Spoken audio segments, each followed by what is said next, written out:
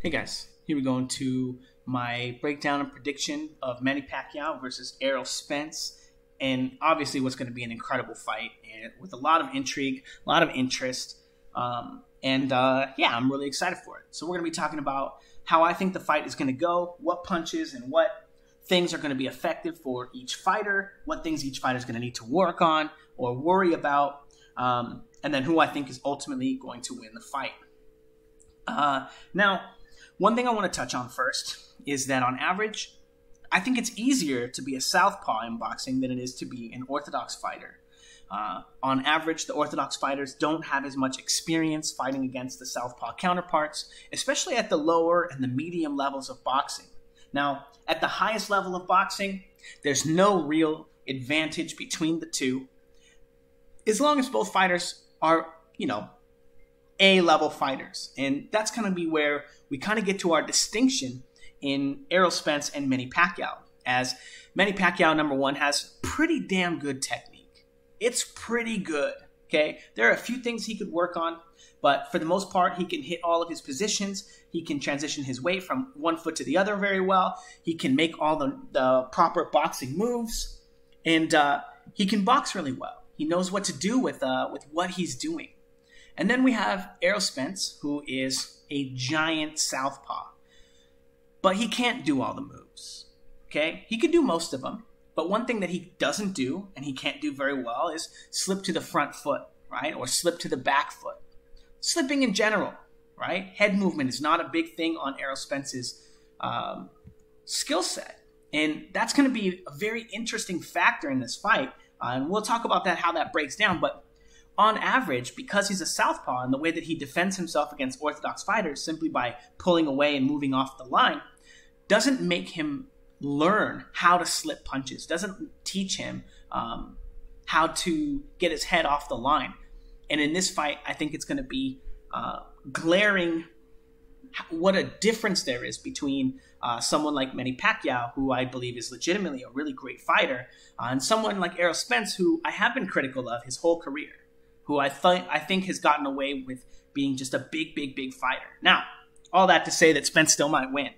He still might win. He's a big dude, and he hits pretty hard, right? Not the hardest, but decent. Okay, so let's go ahead and get into the clips. So first off, Manny Pacquiao is an aggressive fighter. He wants to be coming forward, controlling you with punches, okay? He wants to be showing you these hands, right? And if you don't react to him, he's going to hit you with a hard one, right? He's going to catch you with a good shot, and then he's going to change angles and maybe find another one, but very explosive. Now, Errol Spence, he's a pressure fighter too, but he can be pushed off his line, right?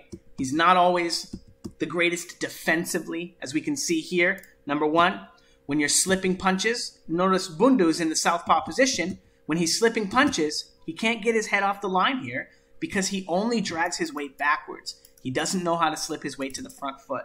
Again, this is going to be a very important part of the fight for him fighting Manny Pacquiao because Manny Pacquiao wants to be going this way. Manny Pacquiao wants to be going forward, and Errol Spence's defense is always going to be bringing him back. Okay? This is going to be very important. Again, getting clobbered by these shots. Now, if the fight is going Errol Spence's way, this is exactly what it's going to look like. Okay? He's going to be coming forward. Excellent uppercut as Bundu tries to get to the front foot here. He's trying to slip to the front foot. He walks into an uppercut. Very clever from Spence. Shooting this shot, getting countered here, and then getting countered here. Now, I do think that Errol Spence is big. He hits hard. He's going to be able to take some of Pacquiao's punches, like he walks through Bundu's here. But I do think that Pacquiao is going to be able to find counters, and he's going to be able to find opportunities. Or I do think Pacquiao is going to be able to find counters and find opportunities to attack Spence in between his punches because Errol Spence is very slow with his attacks. Again, he's gotten away with being a really big, powerful welterweight because he hits so hard, but it takes a lot of time to set these punches up. And what do I mean by a lot of time? Well, your opponent sees it coming, right? And even though Bundu thinks he sees this one coming, right? He gets off the line from here, right? But pay attention to the timing that Errol Spence is making here, right? He's going to go from the back foot to the front foot, shooting the jab, and he moves back, and now he goes from the back foot to the front foot, shooting the uppercut. And Bundu is Not sure if it's going to be a straight left hand or if it's going to be a jab or if it's going to be an uppercut, right? So there is a little bit of craft, a little bit of trickiness here. But he's seeing this one coming and then countering and then countering. And again, I don't think Errol Spence is the best defensively, right? Again, another one of those problems. He doesn't get his weight to the front foot very well after he shoots this straight left hand. That's the position he'd be in if he were slipping a punch, and he's getting caught with punches here and then get caught with punches as he moves out of this position. So again, Errol Spence not very good at being on the front foot, right? His slipping to the front foot position, not very good. His position one, not very good. His ability to get his weight from the front foot to the back foot, not very good. His ability to go from the front foot to the back foot, very good. Again, and that leads me to believe, for the most part, Manny Pacquiao is going to be the one coming forward in this fight and putting the pressure on Errol Spence. Now, how is Errol Spence's excellent jab going to line up here? Well, here we go. Here he is. Pacquiao is getting caught with a jab here, third round, but he's smacking David Diaz with the left, a rocket right hook, right?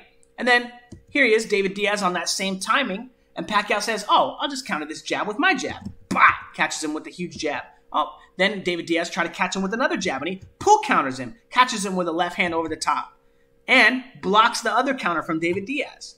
In this one little clip, Manny Pacquiao is showing more craft and destruction of his opponent's jab than I think that Errol Spence is going to know what to do with, okay? In this one clip, he's just annihilating David Diaz's entire strategy, okay? His entire ability to come forward with the jab. And again, I want you to pay attention to David Diaz's timing and rhythm. As he steps forward, blasting his weight on the front foot, shooting his jab, getting caught. Now he's back foot, front foot, jab, right? And it's always on this rhythm that makes him really easy to time, okay? Now again, here's Pacquiao getting into his groove. Not too long. So this is 240 in round 3. This is 140 of round 3.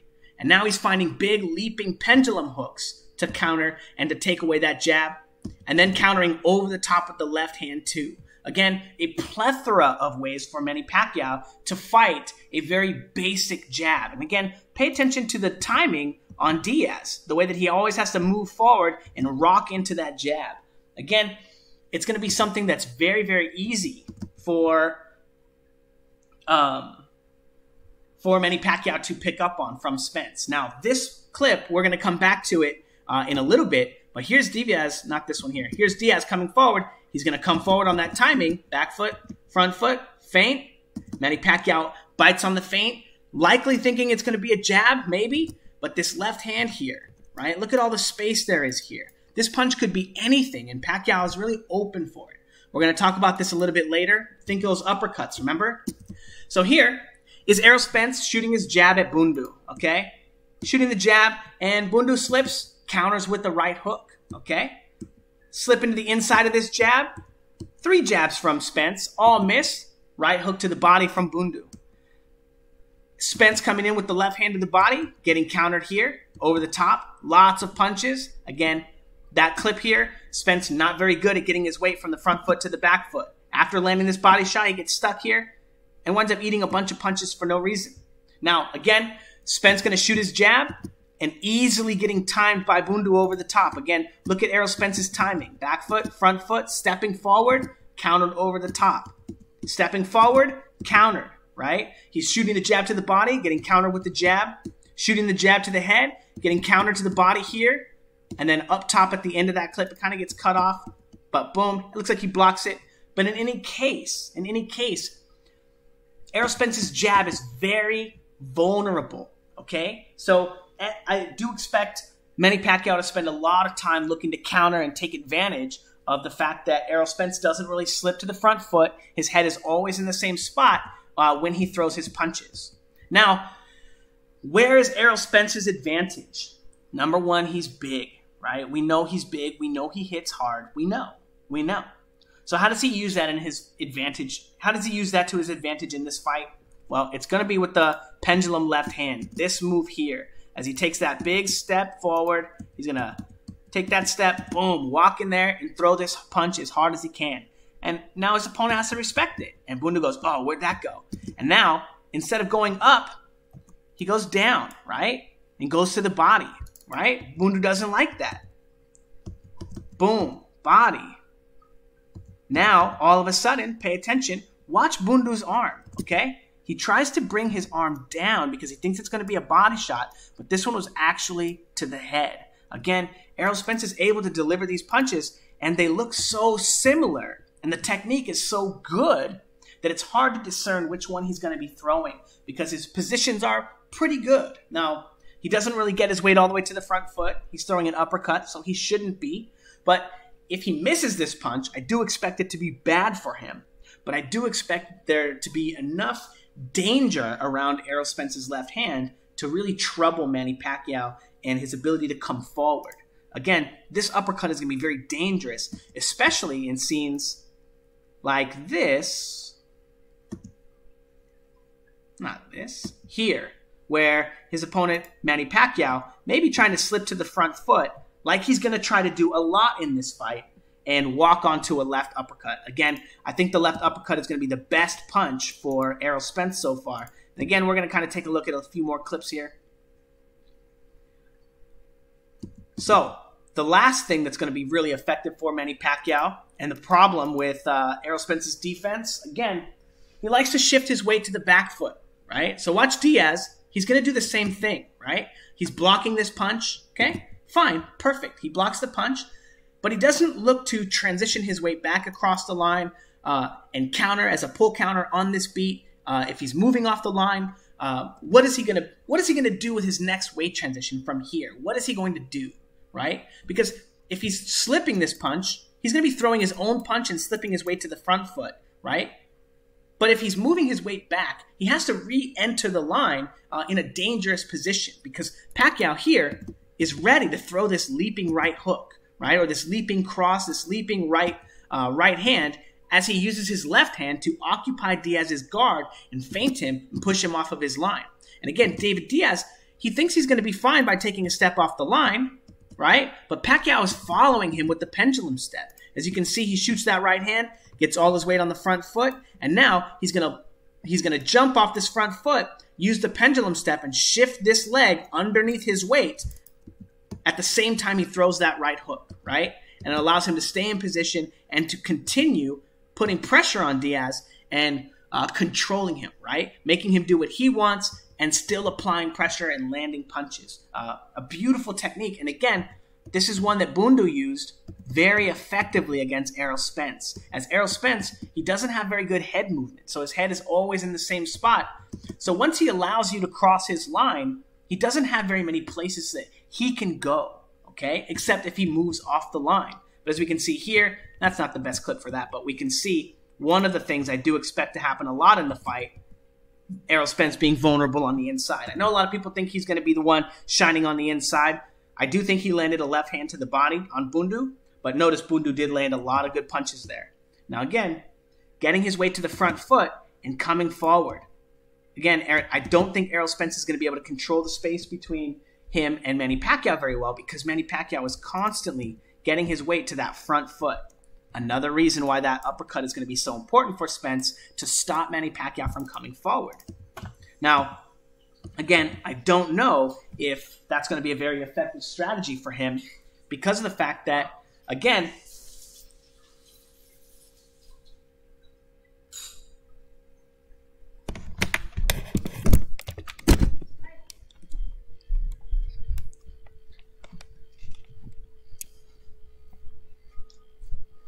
all right. I don't think that that's going to be a very effective strategy for him, moving off the line and countering, because that is something else that Errol Spence is really good at, is countering. But when he moves off the line and takes his step back, or here, to counter, he's also going to be still being in line for the right hand for that leaping right hook, right? Here. Because he's going to be moving back into the line. Very similar to the problem that I talked about with the shoulder roll, and the shoulder roll problem is because you have to move off the line and move back into the line. And even though Errol Spence on average is decent at countering, this style of countering is not nearly as effective against orthodox fighters because of the fact that you have to re-enter the line and put yourself into position to be hit by their hook. Now, Again, we're going to take a look at some clips of Manny Pacquiao taking advantage of Diaz here. Boom, boom.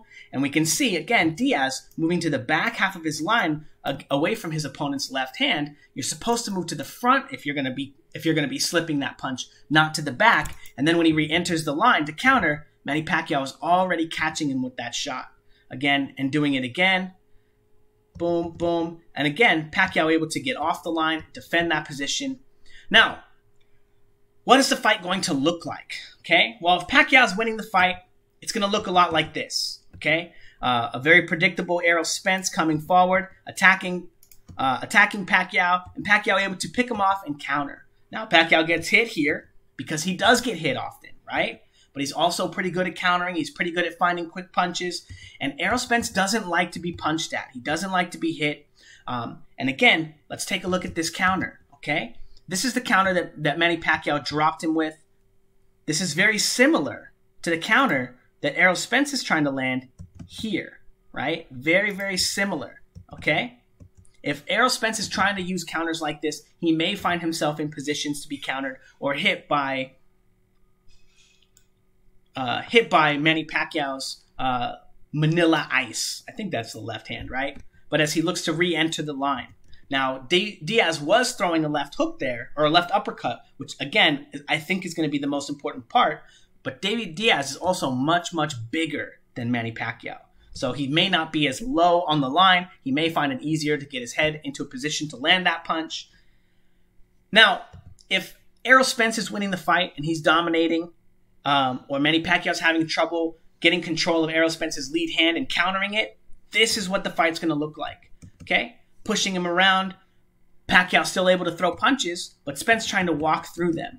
Getting hit, getting countered, but trying to walk through them. Again, getting hit. Lots and lots of punches for, landing for Bundu here, but Errol Spence still able to come forward, and now look at this big pendulum shot that he catches him with the uppercut. Again, this punch is going to be very, very dangerous. It's very tricky, and Errol Spence's technique is so sharp that he throws all of his left hands with the same technique, the same power, like you're supposed to. So it's hard to read that punch. It's hard to tell if it's going to be an uppercut, if it's going to be the straight left hand, or it's going to be an overhand left. So there's definitely a lot of intrigue here because we have seen Pacquiao be iced before. The big question, is Pacquiao going to be able to put enough pressure on Spence to keep him off his line and keep him from being able to generate enough power to come forward with these punches? Or is Errol Spence going to be able to come forward? Okay. Now, my prediction, I think that Manny Pacquiao is going to be able to push Errol Spence off of his line enough, hit him enough that he doesn't want to be on the line with him. But I'm not sure in the middle rounds, late rounds, round 6, 7, maybe as early as 5, how Errol Spence is going to react to that kind of pressure. I don't know if he's going to be the one that comes out and says, oh, okay, it's go time. I just got to run through these punches. I just got to take them. I got to get my pendulum off. I got to just walk through some punches and blast forward. Or if he's going to continue being pushed off of his line because he's not a very good counterpuncher, and the counterpunching strategies that he does have are not going to be super effective against Pacquiao because Pacquiao is so good at punching in combination. He's so good at moving his head and countering. This is going to be a very, very, very tough fight for Errol Spence. Even if he wins by knockout, which, he could. Manny Pacquiao's pretty small, right? And I'm not going to be like, oh, this is the greatest. Even if Spence knocks him out, like, oh, he's the greatest ever, right? Especially if it's preceded by 6 rounds of Spence just getting beat up, right? Which is actually exactly what I think is going to happen. I think that Spence is going to get beat up. I think he's going to take a lot of punches. But I'm not sure he's going to be hurting Manny Pacquiao. So I don't know if Pacquiao is going to be able to stop Spence because Spence is really big. But Pacquiao is not going to be easy to hit with those pendulum shots. He's not going to be easy to find. He has really good movement. We play these clips. He has beautiful movement. And it's even better against fellow southpaws, as he can fluidly move his weight forward and backward, penduluming around them, and not having to worry about their lead leg blocking him off. And again, this kind of stuff in Errol Spence's fights is just so common, right? And I just think that Spence hasn't really fought anyone who can take advantage of it, who's going to cross his line and get to the front foot against him like Pacquiao. So my pick is Pacquiao.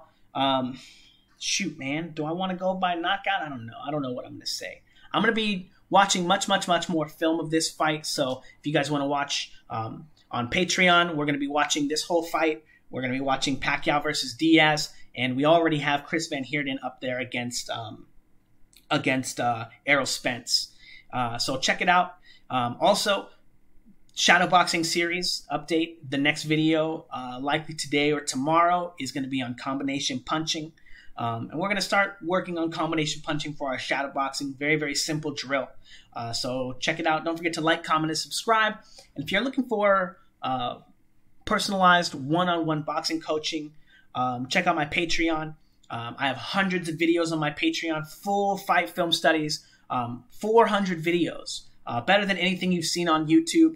And there are, hundreds of boxing drills if you're new to boxing and new to training, or if you're not and you're looking for drills to learn to teach you to transition your weight, looking to start from the ground up, you can check out my boxing Patreon testimonials on my page. You can see that they started, I don't want to say very green, but some of them very green and have developed really, really, really, really well. And you can see all the drills that I gave them to work on to develop that progress. Again, hundreds of videos, hundreds of drills. Yeah, check it out.